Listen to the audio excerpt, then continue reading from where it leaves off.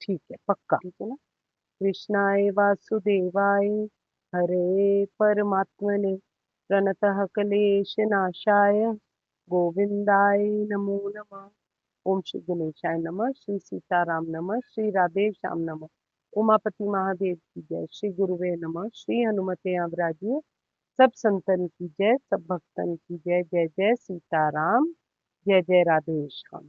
कल हमने बात करी थी श्लोक संख्या नंबर 16 में कि भगवान जी कहते हैं अगर किसी को योग में सुदृढ़ होना है तो ना वो बहुत ज्यादा खाना खाए, ना वो बहुत कम खाए कि भूख उसको सताती रहे, ना वो बहुत ज्यादा शयन करे, और ना वो बहुत ज्यादा सारा टाइम ही एक्टिविटी में व्यस्त रहे।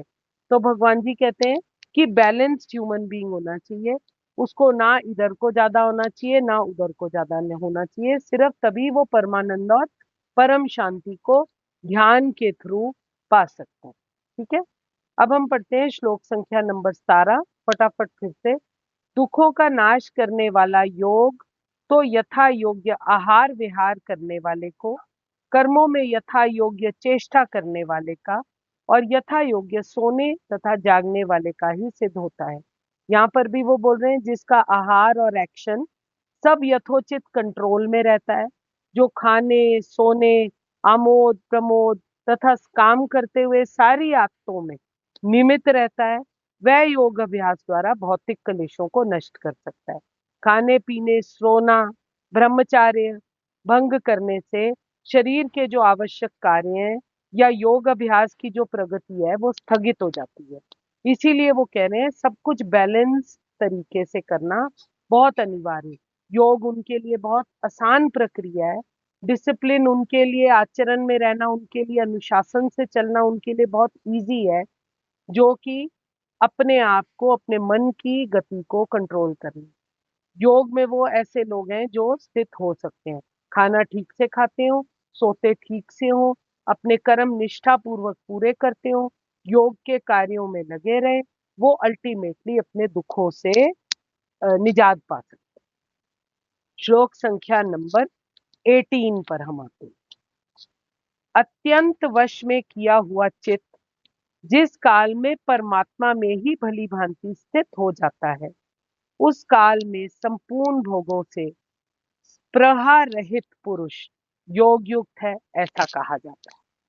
अत्यंत वश में किया हुआ चित्त, यहाँ भगवान जी छोटे मोटे वर्ड्स का प्रयोग बिल्कुल नहीं कर रहे, यहाँ वो काफी स्ट्रॉन्ग वर्ड्स का प्रयोग कर रहे हैं। अत्यंत वश में किया हुआ, अत्यंत मीन्स बड़ी एफर्ट से लगाया हुआ, टोटली कंट्रोल में किया हुआ जो चित्त होता है, जिसने अपने चित्त के वेग को कंट्रोल कर लिया हो और जो अपने चित्त को वश में कर ले, जो अपनी अंतरात्मा में भली भांति स्थित हो जाता है, किसी तरीके के कंपटीशन या किसी जेलसी या किसी चीज में नहीं पड़ता।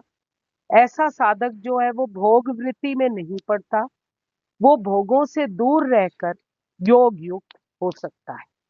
जब हम मेडिटेशन करते हैं तो हमारा मन जो है वो वश में आ जाता है फॉर अ सर्टेन टाइम, सारे टाइम के लिए नहीं। रेगुलर मेडिटेशन तभी करने के लिए बोलते हैं ताकि मन परमानेंटली आपका वश में रहने लग जाए। पर जैसे हमारा मन हम थोड़ी देर के लिए मेडिटेशन की प्रक्रिया में अपने वश में कर लेते हैं, वो अपनी इंद्रियों को इधर उधर भटकने नहीं देते। ऐसी स्थिति में हम पूर्ण रूप से अपने आप को परमात्मा की ओर मोड़ सकते हैं। This is the right time. जैसे वो कहते हैं ना कि जब हम लोहे को अच्छी तरह गर्म करते हैं उसके बाद उसको शेप देना इजी है, पर उससे पहले लोहा शेप नहीं लेता। इसीलिए लोहे को अगर हमको प्रॉपर शेप देनी है तो उसको उतने लेवल या उतनी डिग्री तक सोने या लोहे को तपाना पड़ेगा, फिर जो सुनार या लोहार होता है अपने हिसाब से उसको शेप मोल्ड कर सकता है। ऐसे ही भगवान जी हमको कह रहे हैं अपने इंद्रियों को पीट पीट कर अपने चित्त के वेग को कंट्रोल करो। अब इंद्रिय भोग में इंटरेस्ट नहीं होना चाहिए, तभी पूर्ण योग कहलाया जा सकता है, वरना पूर्ण योगी नहीं हो सकता। जब एक योगी योग अभ्यास के द्वारा मानसिक और भौतिक थॉट्स को, कार्यकल्पों को अपने वश में कर लेता है, आध्यात्मिक स्थिति में आनंद पाने लगता है, भौतिक इच्छाओं से मुक्त होने लगता है, तो वो योग में सुस्थिर कहा जाता है। ऐसे टाइम पे वो स्वयं ही पदार्थों से विमुख होना शुरू हो जाता है। उसकी मनोवृत्ति बदलने लग जाती है। किंचन मात्र भी अगर उसके मन में कोई भी चीज की इच्छा ना हो, ठीक है, कोई भी चीज में उसका इंटरेस्ट ना हो, वो अपने आप को हटा ले, तो वो योग में स्थित हो सकता है। ये बहुत कठिन लगता है, पर हमें एक बात को, अगर हम इस बात को समझते हैं कि हम जो कुछ भी हमारी लाइफ में हमारे साथ हो रहा है, वो प्रारब्ध के कर्म ही हम भोग रहे हैं। हमें अपनी मेहनत का फल तो चाहिए, जो हम कर रहे हैं, इतनी एफर्ट्स अगर लगा रहे हैं, ना हम किसी को सुखी कर सकते हैं, ना हम किसी को दुखी कर सकते हैं, क्योंकि प्रारब्ध सबसे बलवान चीज है। तो हम तो उसी के अंदर फंसे हुए हैं। उस चीज को एक्सेप्ट करते हुए अगर हम परमात्मा की राह पर अपने आप को चलाएं, अपने को किसी भोग वृत्ति में ना फंसने दें, तो हम सक्सेसफुल हो सकते हैं। भली भांति वश में किया हुआ चित्त जो है, वो परमात्मा में अटल रूप से स्थित हो सकता है। ऐसे चित्त में आलस्य, विक्षेप, प्रमाद, इससे हम फ्री हो सकते हैं। एकमात्र परमात्मा में हम निश्चल भाव से अपने दिमाग को टिका सकते हैं। परमात्मा के सिवाय हमारे मन में किसी और चीज की स्मृति रहनी ही नहीं चाहिए। तभी हम परम शांति और परमात्मा में एक अनन्य स्थिति को प्राप्त कर सकते हैं। ये हमारे लिए पॉसिबल है, वो बार बार बोल रहे हैं, अगर हम ध्यान योग प्रक्रिया सही ढंग से करते हैं। अब यहाँ पर वो बोलते हैं राजा अमरीश जी के बारे में सोचो। जैसे राजा अमरीश जी ने, इतने बड़े योगी थे, राजा थे हालांकि, उन्होंने अपने मन को पूरे परमात्मा में लगा रखा, मन को परमात्मा के चरणों में लगा रखा था।